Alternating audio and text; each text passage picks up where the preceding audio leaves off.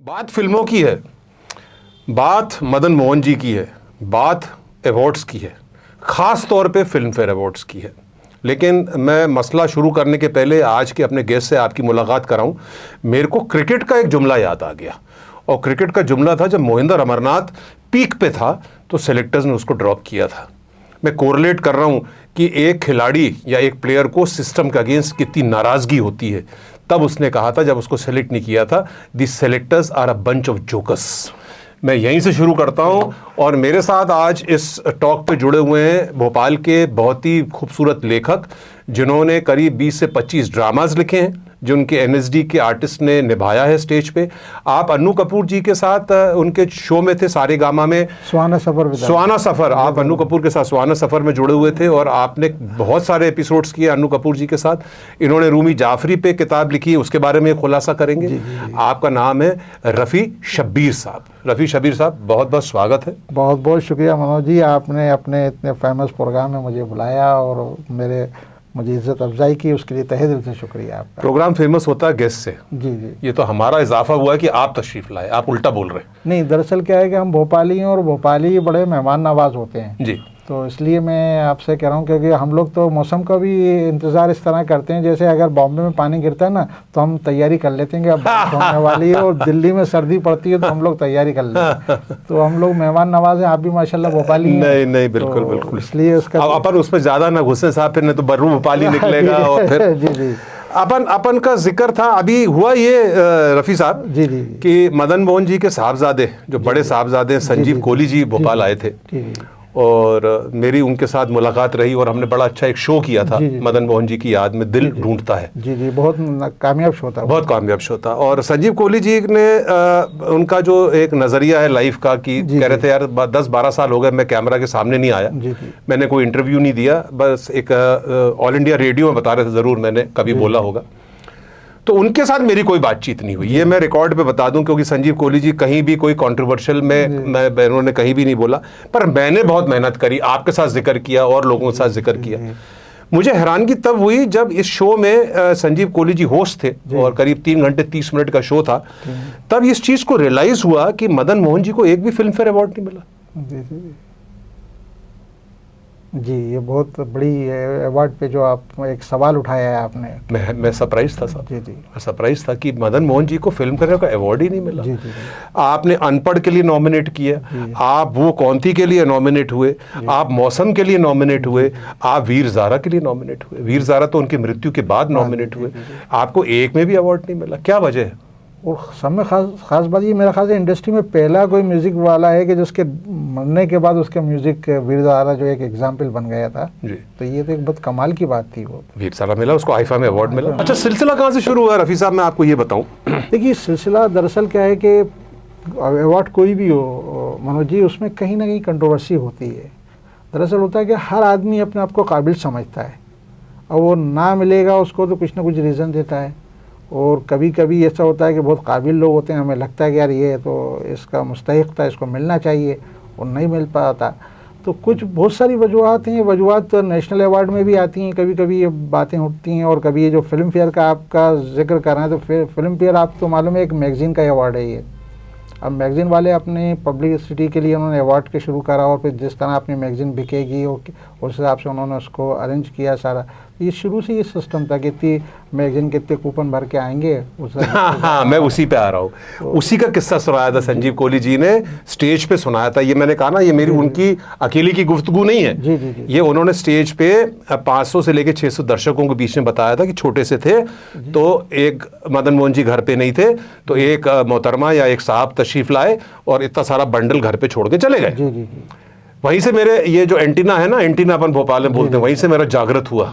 और जब मदन मोहन जी शाम को आए तो कहने क्या है ये, संजीव जी छोटे थे, कहने ये कोई बंडल दे गया। तो जब उन्होंने बंडल खोला तो उसमें 25,000 फिल्म फेयर्स थी। उस जमाने में फिल्म फेयर की कीमत 1 रुपये थी। अगर अपन 1970 या 1972 की बात करें तो 25,000 का माल उनके घर पे छोड़ा गया था। और उनसे ये फिर बाद में गुजारिश की गई थी कि आप हर मैगजीन में एक कूपन होता है और पब्लिक वोटिंग होती थी, तो आप कूपन भर दीजिए और ये अवार्ड आपको ऑटोमेटिकली मिल जाएगा। मतलब आप बशर्ते 25,000 हमारी मैगजीन खरीद लीजिए। तो जिससे वो बहुत नाराज हुए। फिर नाराजगी इतनी हो गई फिल्म फेयर को उनसे कि उन्होंने उनके बाद उसको नॉमिनेट ही नहीं किया। जी जी। आप अवार्ड तो दूर की बात है, उनको नॉमिनेशन तक नहीं दिया गया।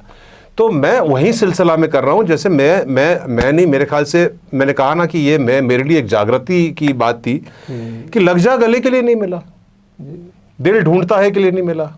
अगर अपन कंपेयर करें जिसको मिला है जी जी। तो थोड़ी सी शर्मिंदगी तो होती है।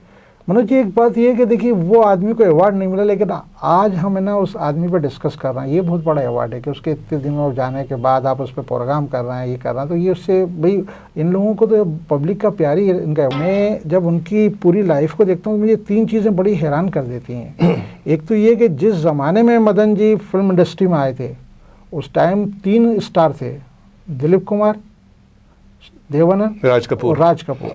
दिलीप कुमार के नौशाद थे, शंकर जयकिशन राज कपूर के थे, और दूसरे देवानंद के लिए एस डी बर्मन थे।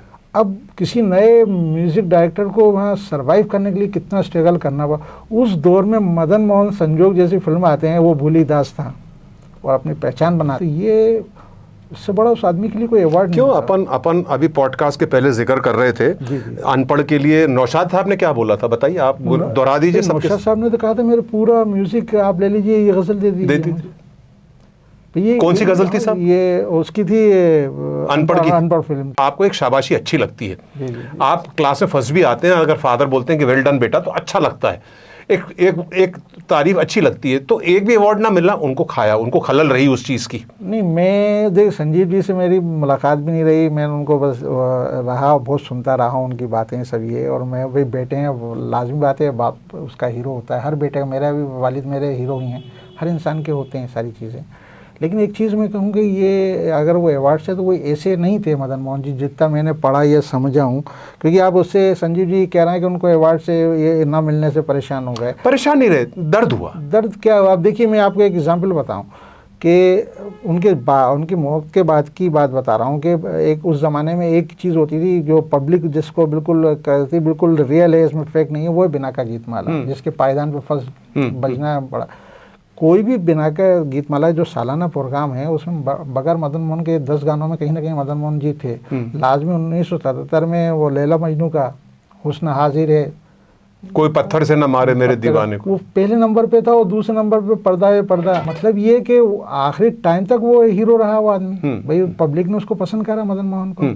और आप लैला मजनू आज भी आप देखिए उसके गाने के, उस टाइम तो रफ़ी साहब भी खत्म हो गए थे, रफ़ी साहब को लेके आए थे। देखिए मैं अब चलिए अपन बात कर रहे हैं, अपन अवार्ड पे जरूर आएंगे, क्योंकि अपन ने आज मकसद जो अपन ने मोटिव रखा है वो अवार्ड्स का रखा है। अब अपन बात करें उस दौरान की, जब आप बता रहे लैला मजनू जी आए, जब मदन मोहन जी का थोड़ा एंड नज़दीक आ गया था, 75 के आसपास की बात है, और आर.डी. बर्मन आ गए थे और लक्ष्मीकांत प्यारेलाल उभर के आ गए थे। तो ये किस्सा तो संजीव जी ने फिर सुनाया था कि आर.डी. उस टाइम पे एक वो बन गया था, एक जुट बन गया था कि जो स्टूडियो बुक करा ले। तो आर.डी. और किशोर की जोड़ी बहुत चलती थी उस जमाने में। तो आर.डी. बर्मन ने और किशोर कुमार ने जैसे फिलहाल एक स्टूडियो बुक करा लिया, और मदन मोहन जी को किशोर कुमार के साथ एक गाना रिकॉर्ड करना था। अब किशोर कुमार आ नहीं रहे थे बाहर, और इनका पीरियड ऑफ जो स्टूडियो बुकिंग थी बहुत कम था। आर.डी. बर्मन का दबदबा ज़्यादा था, तो उनकी जो ड्यूरेशन थी लंबी थी। तो ये गए उनके पास, आर.डी. बर्मन के पास, कि भैया किशोर कुमार को रिलीव कर दो। तो ये कुछ चीज़ें ईगो को हर्ट करी। दौर बदल रहा था, ये दौर बदल रहा था, और उन जैसा महान एक संगीतकार जो था उसकी ईगो को ज़रूर बुरा लगा कि जब वो गए होंगे आर.डी. बर्मन के पास कि भैया किशोर कुमार को रिलीव कर दो, मैं इसके साथ एक रिकॉर्ड करना चाहता हूँ, क्योंकि किशोर कुमार शायद यूएस से जा रहे थे। तो कुछ चीज़ें तो बदली।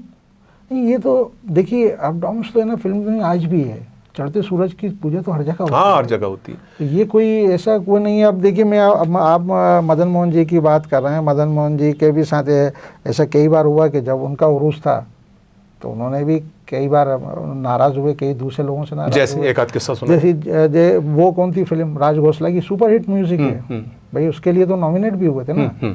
बस उसके बाद जब दूसरी बार वो राज घोसला बना रहे थे वो अनीता फिल्म, इन्होंने स्टोरी में पूछी क्या स्टोरी का बताइए, तो उन्होंने स्टोरी बताई। उन्होंने कहा ये तो मिलती जुलती स्टोरी है जो पहले वाली आपकी। तो उन्होंने कहा वो वही, आप तो म्यूजिक करिए, आपको स्टोरी से कोई मतलब नहीं।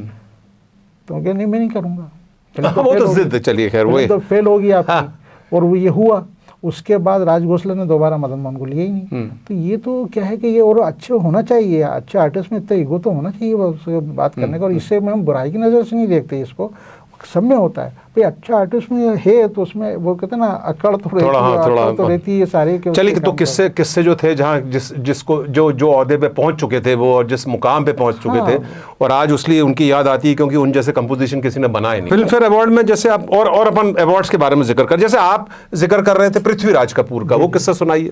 पृथ्वीराज कपूर का क्या है कि उन जैसे डिसेंट और इतना बड़ा आर्टिस्ट में जब उनका अभी क्या है कि किसी साहब ने उनकी बायोग्राफी लिखी है, क्योंकि उन्होंने तो नहीं लिखी, किसी दूसरे, वो भी उर्दू में है और बड़ी लाजवाब लिखी है। उनका जो कलकत्ता से लेके और सारा जो सफ़र लिखा है पृथ्वी थिएटर का, और किस तरह थिएटर करते थे किस तरह, तो उनके जो सारी बातें लिखी उसमें उनके जो फिल्मी किस्से बहुत कम लिखे हैं लेकिन लाजवाब लिखे हैं। उसमें एक किस्सा ये था, जब मुग़ल आज़म के लिए फिल्म फेयर अवार्ड हुआ तो पृथ्वीराज जी ने नहीं लिया। उन्होंने कहा कि भाई इस फिल्म का तो मैं हीरो हूँ, आप सपोर्टिंग एक्टर अवार्ड दे, मुझे तो मेन एक्टर का अवार्ड मिलना चाहिए, एक्टर का अवार्ड मिलना चाहिए, और उन्होंने रिजेक्ट कर दिया था वो अवार्ड।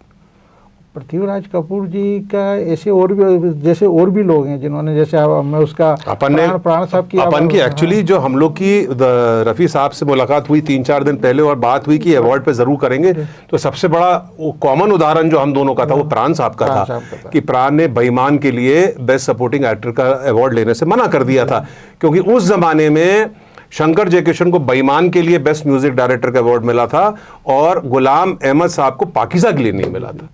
अब कोई कंपैरिजन नहीं है दोनों पिक्चरों में। नहीं ऐसा कुछ, देखिए अभी हुआ क्या, अभी लेटेस्ट में देखिए आमिर खान ने रिजेक्ट कर दिया कि मैं कोई अवार्ड नहीं लूँगा। वजह क्या है भाई, पहली बार आमिर खान को पूरी उम्मीद थी वो जो जीता वो सिकंदर मुझे अवार्ड मिलेगा, और वो पूरी तैयारी कोट मोट पहन के गए कि मुझे ही बेस्ट एक्टर का मिलेगा, और वहाँ अनिल कपूर को बेटा के लिए मिल गया। अब वो वहाँ उन्होंने चलो बाई चांस गलती हो गई है, दूसरी बार सेकंड बार कर लेंगे। सेकंड बार गए, सेकंड बार भी उनको थे रंगीला फिल्म थी, उसमें बहुत अच्छी परफॉर्मेंस थी उनकी, यार रंगीला के लिए बेस्ट एक्टर तो मुझे मिलेगा, नो डाउट वो बहुत बड़ी फिल्म थी, लेकिन शाहरुख खान को दिल वाले दुल्हनिया के लिए मिल गया। फिर वो दिल मार के आ गए कि यार ये मैं पूरा शूट करके आ रहा हूँ, और ये यहाँ तीसरी बार गए जब अपने ये राजा हिंदुस्तानी के लिए, और जब उनको लगा अब तो नाजायज़ बात हो रही है ये, और उन्होंने उसी दिन कि मैं अब किसी फंक्शन में नहीं आऊँगा ना कोई अवार्ड करूँगा। मतलब आमिर खान की शख्सियत कम नहीं हुई। नहीं, मैं कभी नहीं बोल रहा। देखिए अपन शख्सियत की बात नहीं करें, आप टॉपिक को थोड़ा हल्का सा डाइवर्ट कर रहे हैं कि मदन मोहन की शख्सियत कहीं कम नहीं हुई, लेकिन मैं वो एक टॉपिक ऑफ डिस्कशन ही नहीं है। टॉपिक ऑफ डिस्कशन है कि अवार्ड्स फेयर हैं या नहीं, फेयर नहीं है। देखिए अब मैं एक किस्सा सुनाता हूँ, मेरा ही पॉडकास्ट है कुक स्पीक्स का, यशपाल शर्मा इतने बड़े एक कैरेक्टर एक्टर है, उन्होंने मेरे से जिक्र किया जब हम लोग बैठे हुए थे कि गंगा जल के लिए सुंदर यादव के लिए उनको 6 नॉमिनेशंस मिले थे, 6 नॉमिनेशंस, और हासिल के लिए इरफान खान को भी 6 नॉमिनेशंस मिले। ठीक, जहां इरफान खान को मिला इनको हटा के, वो कहने लगे मुझे कोई रंजिश नहीं थी क्योंकि इरफान खान मेरे बचपन के फेवरेट थे, लेकिन एक अवार्ड ऐसा आया कि ना मुझे मिला ना इरफान को मिला, किसी तीसरे को मिला। कहले उस दिन के बाद मैंने अवार्ड से अपना नाता छोड़ दिया। ये उनके ये जुबानी है, मेरा पॉडकास्ट है कुक स्पीक्स में यशपाल शर्मा का, आप लोग सब देखिएगा, ही वाज वेरी क्लियर। तब मैंने उनसे पूछा भी था रफ़ी साहब कि यार ये अवार्ड क्या परचेज होते हैं, खरीदे जाते हैं? तो कह ले यार मुझे ये नहीं मालूम, लेकिन मुझे ये मालूम है जो अवार्ड फंक्शंस में नाचता है उसको अवार्ड जरूर मिलता है, या शाहरुख को देख लो या सलमान को देख लो, ये अवार्ड्स खरीदे जाते हैं। मैंने देखा तो नहीं कभी के खरीदे जाते हैं, लेकिन ऐसा लगता है कि अगर सलमान खान आकर के डांस करेगा तो उसको अवार्ड दिया जाएगा, या शाहरुख खान आकर डांस करेगा, ऐसा सुनने में आया है। तो अभी कितनी इसमें सच्चाई है कितनी नहीं मुझे नहीं पता। I am big fan of Irfan Khan. क्या बात है सर। और जब तक उनको मिलता रहा आई वॉज हैप्पी। अच्छा, लेकिन आईफा और जी सिने अवार्ड में जब उनको भी नहीं मिला, मुझे भी नहीं मिला, किसी तीसरे को मिला जो बिल्कुल डिजर्व नहीं करते थे, तब मेरा भरोसा अवार्ड से उठ गया। और शाहरुख की तो साफ गोई थी, उन्होंने एक बार अवार्ड लिया तो खड़े होकर बताया था कि मैंने खरीदा है, मालूम है? वो ऋषि कपूर का भी है। वो ऋषि कपूर का भी है कि वो जमानों पहले 75 या 76 को उनका स्टेटमेंट आया था, जो बायोग्राफी लिखी उन्होंने कि मैंने 20 या 25 हज़ार रुपए दिए थे उस जमाने में। तो ऋषि कपूर ने तो ऑन दी प्लेटफॉर्म बोला हुआ Platform बोला है। है। तो ये कुछ इंसिडेंट्स जो है जो एक चीज को गवाह करते हैं कि यार ये अवार्ड्स में गड़बड़ है। जी देखिए ये हम तो ये जो मैगजीन वालों की अवार्ड की बात कर रहे हैं, नेशनल अवार्ड में ये हरकत होती है। अभी अच्छा चलो साहब, मैं अपन दोनों तो कोई ज्यूरी मेंबर्स हाँ, है नहीं। जी, जी। अब शाहरुख खान को अभी जवान के लिए मिला। जवान के मिल गया। अब मैं तो अपना ओपिनियन नहीं देता, आप अपना ओपिनियन मत दो। आप किसी से भी पूछ लो तो कई तो कहते हैं जवान पिक्चर है किसकी यार। तो क्या अब उस पर आगे मैं क्या टिप्पणी करूं? नो, उस पर कोई कमेंट्स ही नहीं कर सकते हम लोग भी भाई। बहुत से ऐसे बहुत सारे अवार्ड हैं नेशनल में भी। कई बार ऐसा हुआ है कि बड़ा एक दिलचस्प किस्सा मैं आपको बता रहा हूँ अवार्ड के अंदर किस तरह के होता है। ये मैंने कोई आपने सुना नहीं, एक किताब में पढ़ा है। जी, जी। और दरअसल पढ़ने की वजह ये है कि मैं ना अनु कपूर जी का सुहाना सफ़र, वो तो ज़्यादातर फिल्मी किस्से होते थे। आपने अनु कपूर जी के साथ कितने एपिसोड किए? मैंने 350 करीब बहुत लंबे episode episode, है। बहुत लंबे। और उसमें ना हर एपिसोड में 5 किस्से आपको फिल्मी करना पड़ते थे। तो 5 किस्से जोड़ना मतलब उसके लिए कितना पढ़ना पड़ता था। और फिर वो अनु भाई है ना, बिल्कुल एक्सीलेंट आदमी, वो इंडस्ट्री में 40 साल रहे हुए। जी, जी, जी। तो अगर कोई किस्सा में उनको लिख के बेचता था तो उसको इतना परखते थे वो कि सच्चे या झूठे, क्योंकि इंडस्ट्री में उनको मालूम है कि ये तो पब्लिसिटी वाला किस्सा है, ये कोई कुछ नहीं है। कई बार वो रिजेक्ट कर देते थे कि नहीं यार ये किस्से में दम नहीं है और ये किस्सा झूठा है। कई बार ऐसे किस्सा हुआ है। तो वो जब ये सारी बातें होती थी उसमें कई बार ये हुआ कि मैंने उनको दिया क्या सब ये, तो मुझे वहाँ से बड़ी मजबूती एक तो ये मिली कि मुझे मालूम हुआ कि फिल्मों में बहुत से कहानी किस्से झूठे बना दिए जाते हैं जो होते नहीं हैं। जो ये लोग इंडस्ट्री वाले जबरन पब्लिसिटी, जब फिल्म रिलीज, आज भी वो चल रहा है, फिल्म रिलीज होती है उसको बड़ी नए नए किस्से के साथ ये इतने दिन में शूट हुई है या इस तरह पब्लिक, कभी उनकी हीरो हीरोइन का इश्कबाजी बता देते हैं, कभी रिश्ता टूट गया बता देते हैं, बातचीत नहीं करी। अब जैसे मुगले आजम का बड़ा भारी र्यूमर था कि दिलीप कुमार और मधुबाला ने बातचीत नहीं करी। ये सच बात थी। ये तो देखिए अब ये तो नहीं, फैक्ट कैसे मालूम? क्योंकि दिलीप साहब ने अपने उसमें जब बायोग्राफी अभी आई है उसमें लिखा है इस बात को। पर एक किस्सा ही हुआ ना, एक तरीके से किस्सा ही हुआ ना। उसकी दरअसल वजह ये थी कि आप शायद उसको जानते हैं कि उसकी वजह ये रही कि दिलीप साहब जब ये फिल्म कर रहे थे तो दिलीप साहब की जो बहन थी उनका इश्क हो गया के आसिफ साहब से। वो मालूम है, मालूम। तो वो उस वजह से वो नाराज हो गए थे, वो प्रीमियर में भी नहीं गए थे। ये मुगल आजम के प्रीमियर में भी नहीं गया। तो उन्होंने मुगल आजम ही बहुत दिनों बाद देखी थी, बाद में जब आगरा में देखी तो उन्होंने। मैं एक और किस्सा आपको बता रहा हूँ इस चीज़ का कि राज घोसला को पहली बार ब्रेक गुरुदत्त ने दिया CID फिल्म के लिए। और CID का प्रीमियर था कलकत्ता के अंदर। और ये लोग पूरी टीम है ना ट्रेन से गए थे, ट्रेन बीच में रुकी और कलकत्ता पहुंचना बहुत टाइम है, तो ये ट्रेन लेट हो गई बहुत उसमें। तो गुरुदत्त ने अपनी बायोग्राफी में ये उसने क्या नाम है राज घोसला ने लिखी है कि जब मैं ट्रेन के डब्बे से गुरुदत्त ने बाहर झाँका और कहा तुम्हारी फिल्म हिट हो गई है। तो उन्होंने कहा आपको कैसे मालूम, अभी ट्रेन आई, अपन लोग इतने लंबा सफ़र करके आपके ये कलकत्ता मेरी फिल्म हिट हो गई। तो उन्होंने कहा ये डिस्ट्रीब्यूटर है मारवाड़ी है और ये है ना हाल लेके आया अपन के लिए इस्तकबाल के लिए, इसका मतलब फिल्म इसका मतलब फिल्म हिट हो गई, हार के लिए भी खर्चा नहीं करेगा। अच्छा फिर ये अपन थोड़ा बाइफरकेट कर रहे पर किससे मजेदार है, आपके पास नॉलेज इतनी है, मजा आ रहा है आपसे बात करने में। ये तो संजीव जी ने किस्सा सुनाया था दिल ढूंढता है का स्टेज में कि वो लग जा गले। जी उसका भी किस्सा बड़ा मजेदार है। उसका भी किस्सा बड़ा मजेदार है। लग जा गले जब मदन मोहन जी ने ट्यून बनाई और राज खोसला ही उसके डायरेक्टर थे, कहने यार ऐसी ट्यून बना दो जो जमानों तक याद रहेगी। तो मदन जी ने बड़ी मशक्कत करी और बहुत ही करके और ये ट्यून बनाई लग जा गले।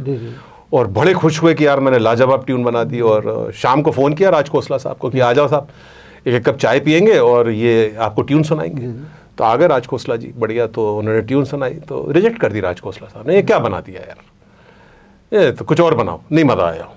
तो ये बहुत डिसहार्टेंड हो गए मदन मोहन जी। अब शाम का वक्त आया तो इन्होंने मनोज कुमार को फ़ोन किया। मनोज कुमार से अच्छी दोस्ती थी कि ये मनोज भाई ये तो बड़ा गदर हो गया यार, मैंने इतनी अच्छी ट्यून बनाई है, कहले मुझे सुनाओ। तो उन्होंने ट्यून सुनाई उनको, कहले ट्यून तो लाजवाब है और ये तो हिट है। तो कहले कब बुलाया था आपने राज खोसला साहब को? कहले साहब एक कप चाय पे बुलाया था। कहले गलत, अब आप उनको 8 बजे ड्रिंक्स पे बुलाओ और 2 या 3 ड्रिंक्स के बाद उनको ट्यून सुनाना। तो उन्होंने कहा ठीक। तो उन्होंने वही किया, उन्होंने उनको शाम को बुलाया। राज खोसला जी ने अपने 1-2 ड्रिंक लगाए और मदन जी ने बोला मैंने वो ट्यून बना दी, कहले सुनाओ। तो उन्होंने सुना, गले मिल गए। कहले वाह मज़ा आ गया यार, मज़ा आ गया। और उसको फिल्माई बड़े दिलचस्प तरीके से सुना। पहले जेंट्स की वो शूटिंग कर चल रही थी और वो फिल्माना नहीं, वो कोई और किस्सा था। हाँ, वो इसका नहीं था, वो इसका नहीं था। वो कश्मीर कहीं में शूट कर रही थी, लता मंगेशकर जी की आवाज़ खराब थी तो मदन मोहन जी ने गा दिया और उसमें तो साधना वो कोई थी तो वहाँ पे क्राउड इकट्ठा था खूब सारा। तो अब वो जो डबिंग चल रही थी तो वो तो मदन मोहन जी की आवाज़ थी, उस पर लिप सिंकिंग कर रही थी साधना। तो क्राउड हैरान हो गया, कि यार ये क्या जमाना आ गया है कि मर्द की आवाज में औरत गा रही है। देखिए तो वो लता जी की तबीयत खराब थी तो मदन मोहन जी ने गा दिया। तो ये लोग बड़े काम है उनके, और ये फिल्में आज भी जिंदा हैं। कभी ये सुनो नहीं, पर ये अपन जैसे अवार्ड्स पे आ रहे थे, अपन ने इतना जिक्र किया कितने अच्छे लोगों को मिला, मुगले आजम को अवार्ड नहीं मिला, बताइए। नौशाद आपने जिक्र किया मनोज कुमार जी का, मनोज कुमार जी ने तो खुद फिल्म फेयर रिजेक्ट कर दिया था भाई, उन्होंने भी बड़ी अच्छी फिल्में बनाई हैं लेकिन उनको नहीं मिले थे अवार्ड, तो उन्होंने भी जाने बंद कर दिया था अवार्डों में। जब पहचान के टाइम ही मेरे ख्याल आखिरी बार गए थे पहचान फिल्म के टाइम, उनको लगा था कि मुझे मिल जाएगा, पर नहीं मिला उनको भाई। उनकी शहीद और ये कितनी अच्छी अच्छी फिल्में थी। मेरे ख्याल से अगर अपन एक कंटेम्प्रेरी फिल्म मेकर को देखें तो मनोज कुमार जी का नाम तो बहुत ऊंचा आता है, बहुत अच्छी। तो ऐसे और भी है, गुरुदत्त को ही देख लीजिए भाई। गुरुदत्त का तो मैं आपको बड़ा दिलचस्प किस्सा सुनाता हूँ। ये अबरार आलवी साहब के उसमें किसी ने लिखा था कि गुरुदत्त जब ये फिल्म बना रहे थे चौधरी का जान, बड़ी ख़राब हालत थी इनकी, इसलिए पहले वाली फिल्में फ्लॉप हो चुकी थी। तो उस टाइम किसी ने क्यासिफ साहब से कहा कि भाई उनके सेट की है, मुस्लिम सब्जेक्ट है उनका, और उनको कुछ जाए, तो उनका शीश महल जो टूट रहा था मुगल आजम का, उन्होंने कहा ये सामान आप है ना उनको दे दीजिए, वो अपने काम में लगा लेंगे गुरुदत्त। तो मुगल आजम का जो शीश महल जो सामान था वो पूरा दे दिया उनको दिया गया कि आप अपना सेट बना लीजिए उसके अंदर, और वो गाना जो उसमें ना चौधरी का चांद और इसमें वाले सामान आप इस्तेमाल कर लीजिए, कांच ये सब चीज़ें उसके अंदर। गुरुदत्त जी को वो दिया गया सारा, और उसके बाद ये सारी चीज़ें हुई। और जब फिल्म फेयर अवार्ड हुआ ना तो मुगल आजम को आर्ट डायरेक्टर का नाम मिलकर चौधरी का जबकि था पूरा डायरेक्शन उनका था, मुगल आजम का, तो मिला इनको मिल गया था। चलो, तो अवार्ड का सिलसिला है, तो जैसे कहते हैं कि अच्छा नेशनल अवार्ड की भी एक अजीब बात है। यशपाल शर्मा जी से बात हो रही थी, उन्होंने एक हरियाणवी फिल्म बहुत अच्छी बनाई थी जो उनके बड़े दिल के करीब है, मैं अभी नाम भूल रहा हूँ। तो उस टाइम पे वो कह रहे थे मुझे पूरा यकीन था कि मुझे नेशनल अवार्ड मिलेगा, मिला मेरे को national award, but best local language Haryana के लिए मिला। साउथ इंडियन की एक फिल्म को मिला। तो मैंने कहा क्या डिजर्व करती थी? कहले नहीं, बिल्कुल डिजर्व नहीं करती थी, लेकिन करती भी होगी, मैं ये नहीं कह रहा कि नहीं करती थी, करती भी होगी, लेकिन उस टाइम पे पैनल्स में पूरे साउथ इंडियन थे। उस टाइम पे पैनल्स में पूरे साउथ इंडियन थे, तो उन्होंने अपने रीजनल को प्रमोट करने के लिए एक साउथ इंडियन फिल्म को नेशनल अवार्ड दे दिया। ऐसा भी हुआ, ये मैं नहीं बोल रहा, ये यशपाल जी ने बोला है कि ये उनका वहम था। ये भी पॉसिबल है कि रीजनल इन्फ्लुएंस को बढ़ाने के लिए रीजनल फिल्म्स की उस एरिया की फिल्म को आप नेशनल अवार्ड दे दें। देखिए ये सबके ना बैरोमीटर अलग होते हैं। मैं आपको एक और किस्सा, जब अवार्ड की बात हो रही है, नहीं आज अवार्ड पे ही बात करनी है अपने को, तो पहली बार ऑस्कर के लिए नॉमिनेट हुई थी मुगल आजम, वो सॉरी मदर इंडिया, हाँ मदर इंडिया हुई थी पहले, मदर इंडिया हुई थी महबूब खान साहब, महबूब खान की। और वहाँ क्या होता है कि जूरी फिल्म देखती है, सारा प्रोसेस होता है, ऑस्कर अवार्ड का एक अलग प्रोसेस होता है अवार्ड का, और उन्होंने एक सीन की वजह से वो फिल्म को रिजेक्ट कर दिया था। और वो सीन ये था कि वो कन्हैया लाल का जो है ना, उससे कह रहा है कि मैं एक रात मेरे पास रुक जाओ और मैं तुम्हारे बच्चे की मदद कर दूंगा। ये नरगिस को बोलता है, और वहाँ के जो जूरी मेंबर उनके, यार कैसी इसने अपने बच्चे की खातिर थोड़े से एक रात दे दी, बच्चा तो बच जाता है इसका, इसने बच्चे की कुर्बानी दे दी, ये कैसी मदर इंडिया। उन्होंने उस सब्जेक्ट को रिजेक्ट कर दिया, जबकि वो दोनों की बैकग्राउंड अलग अलग चीज थी। भाई इंडिया में इंडिया के लिए तो बहुत बड़ी चीज है, वो तो आज भी बहुत बड़ी चीज है, उस जमाने की छोड़ो, उनके लिए वो बड़ी हल्की चीज थी। तो उन्होंने उस बेस को मदर इंडिया को रिजेक्ट कर दिया था। भाई अपने लिए तो ट्रेडिशनल वैल्यू है, तो बहुत बड़ी चीज है। आज भी आप देखिए कि इंडिया है ना ऑस्कर अवार्ड के लिए किस तरह बेताब रहता है कि ऑस्कर अवार्ड और उसके सारा। नहीं इसमें देखिए रफी साहब, आपने जैसे जिक्र किया कि आर्टिस्ट की काबिलियत है या आर्टिस्ट की शोहरत कम नहीं होती, मैं मानता हूं, लेकिन अवार्ड मिलने से एक कलाकार को कभी बोलता नहीं होगा, लेकिन ये अंदरूनी खुशी जरूर प्राप्त होती है। दैट इज, देखो जनता का प्यार तो अल्टीमेट है, उसमें तो मैं कोई डिस्प्यूट ही नहीं करता, लेकिन एक अवार्ड एक रिकग्नाइजेशन देता है, दिल को सुकून मिलता है, अच्छा लगता है। आप बोलोगे नहीं पर अच्छा लगता है।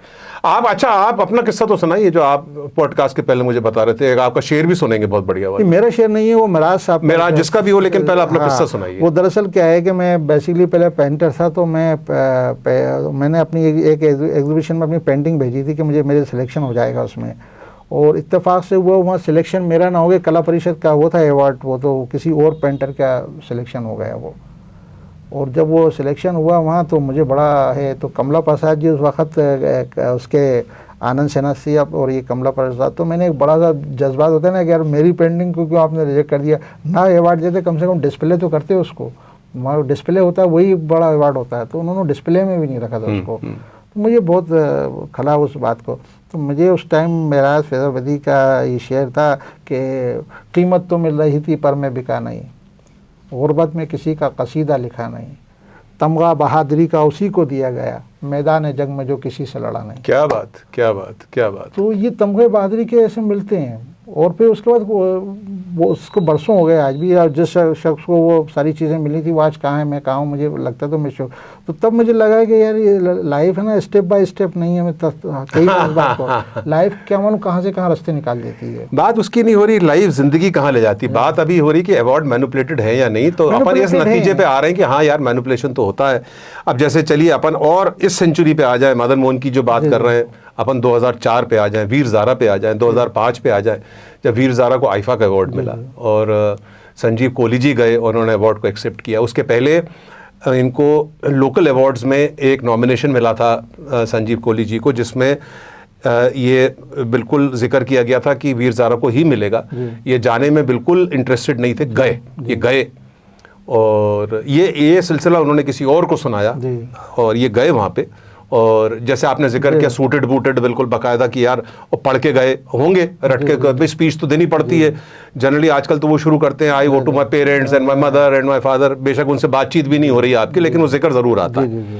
खैर बेचारे ये गए, अपनी वाइफ को, धर्मपत्नी को लेके गए और शाहरुख खान डांस कर रहे थे। तो यशपाल का वो नज़रिया मेरे को एकदम याद आ गया। वो स्टेज पे डांस कर रहे थे और तो ये बड़े श्योर थे और जैसे ही आया now the award for the best music director, तो कह ले बिल्कुल मैं सब रेडी था उठने के लिए और किसी और को मिल गया, शाहरुख खान की फिल्म को मिल गया। मैं ना तो उसका म्यूज़िक डायरेक्टर का नाम बताऊंगा और ना फिल्म बताऊंगा, लेकिन जो दर्शक हैं समझदार हैं समझ ही जाएंगे।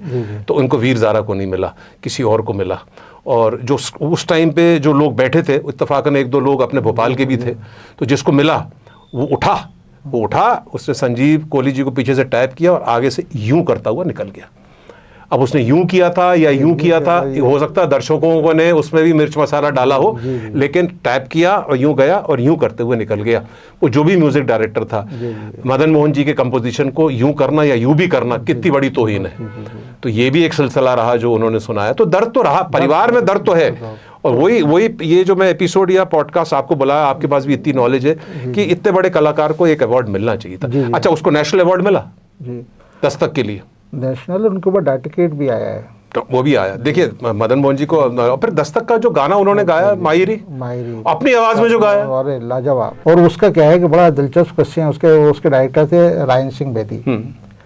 मदन जी में एक बड़ी ख़ास बात थी, मदन जी है ना गालिब के बड़े फ़ैन थे, उर्दू गज़ल के बड़े फ़ैन थे। और ये उनको और ये दो डायरेक्टर है ना एक दूसरे दोनों, पहले मदन जी ने रेडियो पे भी खूब गाया भी है सारे, और उनको गज़लों का बड़ा शौक़ रहा है ये। तो जब उनको ये सब में ज़्यादा अच्छा अगर राजा मेहंदी अली खां को किसी ने इस्तेमाल करा तो मदन जी ने, क्योंकि उनकी, और आप बहुत कम लोगों को मालूम होगा कि राजा मेहंदी अली खां मज़ाहिया शायर हैं, संजीदा नहीं लिखते वो, लेकिन उन्होंने संजीदा गाने लिखवाए उनसे, और ऐसे लाजवाब लिखवाए कि कमाल। देखिए एक किस्सा है गाने का, वो मैं गाना भी याद नहीं आ रहा है, वो कि ये आके बड़े बैठ गए, आपकी परछाइयों की वो शूटिंग चल रही थी। तो मदन जी ने कहा क्यों, क्या बात है, क्यों बड़े अफसोस आ गए, यार मैं ओपी नैयर के पास से आ रहा हूँ सेटिंग, और उसने मेरी एक गज़ल रिजेक्ट कर दी। तो उन्होंने कहा बताओ, मोहन कुमार की फिल्म थी, मोहन कुमार भी पास बैठे थे। तो उन्होंने कहा कि बताओ कौन सी गज़ल करना। ओपी नैयर ने कहा यार उसमें सही मिसरे और ये नहीं आ रहा है। तो उन्होंने कहा मुझे बताओ। तो वो आपकी परछाई में जबकि सिचुएशन नहीं थी, और मदन जी ने मोहन कुमार से कहा, डायरेक्टर थे, कि यार इसकी सिचुएशन निकालो। गाना कौन सा था? तो वो गज़ल थी वो, और वो शायद मैं अभी जहन में मेरे नहीं आ रही, बड़ी फेमस गज़ल हो गई थी वो। बाद में उन्होंने किया उसको कंपोज करके वो फिल्म में रखी गई थी कि, और वो हिट रही। तो मदन मोहन जी देखे बिल्कुल नेचुरल जो होता है। अच्छा, जिद्दी थे, जैसे लैला मजनू में मोहम्मद रफ़ी को लेके आए, तलत महमूद को जहानारा में लेके आए। जी कि साहब सबने बोला नहीं केले नहीं गवाऊंगा तो तलत से गवाऊंगा। तो देखिए कोई शिक्षा नहीं थी उनके पास। नहीं, वो उसकी देखिए बड़ी अच्छी दिलचस्प है। ओम प्रकाश जो फिल्म कॉमेडियन है, वो फिल्म प्रोड्यूसर भी थे। जब वो जहानारा बना रहे थे ना, तो उस टाइम वो शंकर जयकिशन को भी ले सकते थे, लेकिन उन्होंने मदन मोहन को लिया। और मदन मोहन को लेने की वजह यह थी कि लखनऊ रेडियो से इनके ना बेगम अख्तर से और तलत महमूद से बड़े अच्छे रिलेशन थे, और गज़लों का भैया सारा होता।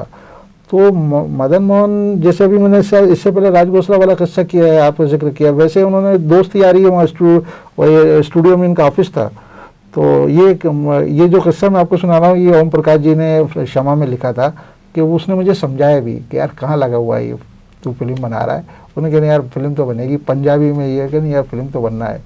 तो ये बनना तो ठीक है, मैं कंपोज कर रहा हूँ। और वो कहना उन्होंने तलत मोहम्मद से उसकी गज़लें गवाई हैं, वो बड़ी यादगार गज़लें। वही तो कह रहा हूँ, रिटायरमेंट से तो लेके आए। वो फिल्म बुरी तरह फेल हो गई तो उन्होंने ना ओम प्रकाश के ऑफिस का नाम रख दिया था जहारा का मज़ार। वो आगे कहते थे जहारा का मज़ार, तो मैंने तुम्हें मना करा, तूने इसको मज़ार बना दिया। तो उसके बाद बाकी गाने बहुत हिट थे, बहुत हिट गाने थे और लाजवाब गाने थे। लाजवाब गाने थे। गानों की मैं उनकी वो लिस्ट पढ़ रहा था रफ़ी साहब, तो लता जी से तो खैर मैक्सिमम गवाए, किशोर कुमार तक में लेटेस्ट में जो उन्होंने गवाए, किशोर से भी गवाए, आशा भोसले से बहुत गवाए, आशा भोसले से बहुत गवाए, मन्ना डे से गवाए। मन्ना डे से तो उन्होंने आप एक बड़ी खास बात कही थी, मन्ना डे ने अपने इंटरव्यू में कही, आप कभी देखिएगा यूट्यूब के ऊपर। मन्ना डे से उन्होंने मदन जी ने कहा था कि तुम्हारा आलाप बहुत अच्छा है, तुम कोई भी गाना गाया करो उसमें आलाप लिया करो। और उनकी एडवाइस पे मदन जी मन्ना डे ने जितने गाने गाते हैं ना, अच्छा, आलाप को ये आइडिया मदन मोहन का दिया। देखिए ये सरप्राइजिंग बात है कि Madan Mohan ji had no degree. हाँ, क्लासिकल म्यूजिक की या संगीत की कोई डिग्री नहीं थी उनके पास। फौजी आदमी थे, कसरती आदमी थे, शौकीन थे। उस समय भाई वो बगदाद में पैदा, ईरान बगदाद में पैदा थे, हैंडसम आदमी थे। जैसे संजीव से कोहली जी से बात हुई, हाँ लेडीज मैन थे, मतलब कमरे में घुसते थे तो 4 चांद लग जाते थे, हैंडसम मैन थे।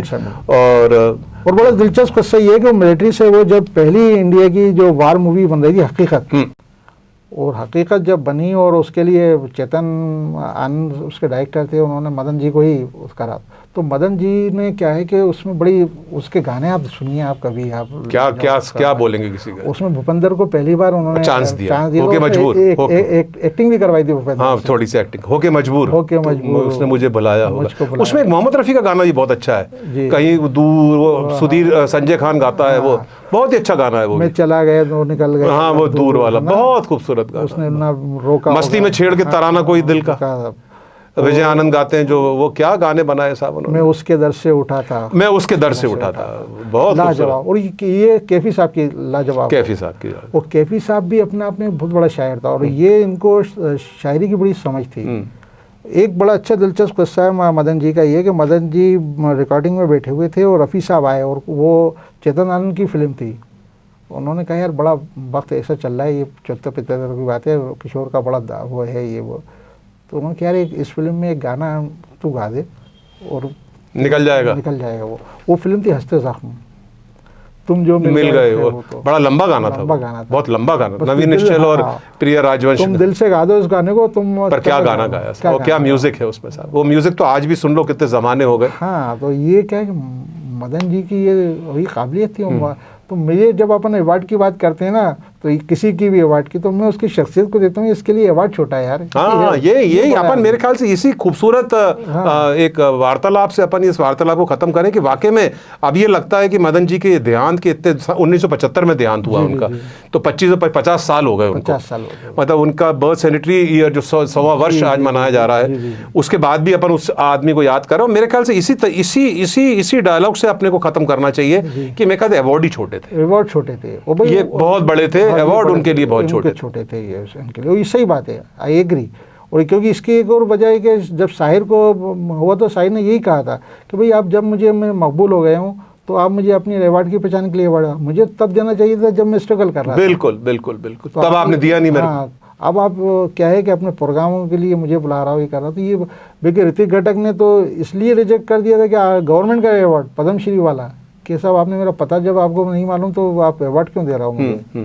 तो ये लोग बड़े लोग थे, तो ऋतिक घटक का या किसी का कद घटा नहीं है, वो बिल्कुल नहीं घटा। मैं वो कहीं पे भी, मैं फिर तीसरी बार बोल रहा हूँ, कहीं कद नहीं घटा। लेकिन मैं इस चीज़ को महसूस करता हूँ, मैं खिलाड़ी भी हूँ, आप एक लेखक भी है। देखिए आपने अपना एक निजी जिंदगी का जिक्र किया कि एक पेंटिंग में आपको अवार्ड नहीं मिला, तो बुरा तो लगा। मैं ये नहीं कह रहा आपका कद छोटा हो गया, कद किसी का छोटा नहीं होता। लेकिन आदमी, मेरा कैमरामैन ही बैठा हुआ है, आज वो कैमरे का शूट करेगा, अगर मैं कल को बोलूंगा वेल डन यार, खुशी होती है। तो एक वो खुशी से महरूम रखा मदन जी को, ये वो खुशी से महरूम रखा कि एक भी अवार्ड नहीं दिया। देखिए इतना बड़ा कलाकार साहब, कहीं तो अवार्ड बनता था। और सबसे दुख की बात यह है कि आईफा अवार्ड उनकी डेथ के बाद मिला उनको। और अभी भी ऐसे बहुत से अपन पुराने देखेंगे, बहुत से नाम है कि जो हकदार थे और ना मिल पा रहा उसका। लेकिन मदन मोहन को मैं इसलिए बड़ा मानता हूँ कि उस दौर का बड़ा आदमी था जब हर एक्टर के पास अपना संगीतकार था और उसने अपनी जगह बनाई। बहुत बढ़िया, बहुत तो बढ़िया। मदन जी, और आज जब गज़ल की बात आती है या हम कभी बात करें फिल्म इंडस्ट्री में कि फिल्मी गज़ल, तो मदन जी के बगैर वो हिस्ट्री लिखना नामुमकिन है। बिल्कुल तो बिल्कुल, उनका एक एरा था, उनका एरा था, मैं कहता हूँ एरा तो बिल्कुल काउंट करें। गज़ल पे, क्योंकि उनको गज़ल की समझ बहुत थी, उनको गालिब की। भाई अमिताभ बच्चन, बहुत कम लोगों को मालूम है, सावन कुमार अमिताभ बच्चन को लेकर गालिब फिल्म बना रहे थे और उसकी स्क्रिप्ट लिखी थी कैफे आजमी ने, और उसका जो मौरस शायर ना जाकिर हुसैन डॉक्टर, वो राष्ट्रपति थे, उन्होंने दिया था, और उसका म्यूजिक मदन मोहन जी के पास था। अब ये वो फिल्म किसी तो वजह से बंद हो गई, क्योंकि जाकिर हुसैन ने जब देखा, क्लिप दिया, तो उनके इतना लंबा गालिब, तो वो बड़ा लगा लोगों को, अरे ये कुछ फिल्म का अंदर, तो वो फिल्म बंद हो गई, स्क्रिप्ट इधर हो गई। लेकिन अमिताभ के दिल में मदन जी के लिए इतनी इज्जत थी कि कहीं ना कहीं उनको सारा करना, मोहब्बत और इज्जत सब आज भी, तभी तो अपन बैठे। तब उन्होंने परवाना फिल्म में मदन जी से कहा, वो मदन जी के उस पर, मदन जी के वो बहुत रिस्पेक्ट करते थे, तो वो परवाना में मदन जी ने यूना शर्मा, अब ला दे अपनी गोरी गोरी बाहें, क्या गाना है साहब। चलिए साहब, इसी के साथ बहुत अच्छा लगा रफ़ी साहब। मैं एक ज़रूर छोटा सा शेर समर्पित करूँगा मदन जी को, जो उनके साहबजादे के साथ मैंने बोला था जब भोपाल तशरीफ़ लाए थे, और ये शेर के साथ ही अपन समाप्त करते हैं। बहुत अच्छा लगा आप तशरीफ़ लाए, शुक्रिया, और इंशाल्लाह फिर मुलाकात होगी। बिल्कुल। जय भारत, जय हिंद। मैं जो शेर पढ़ना चाह रहा था, जो संजीव कोहली जी जब आए थे, मैंने मदन जी के लिए पढ़ा। मैं इसलिए ये पढ़ रहा हूँ कि ये शेर लिखा विजय तिवारी ने, भोपाल वाले।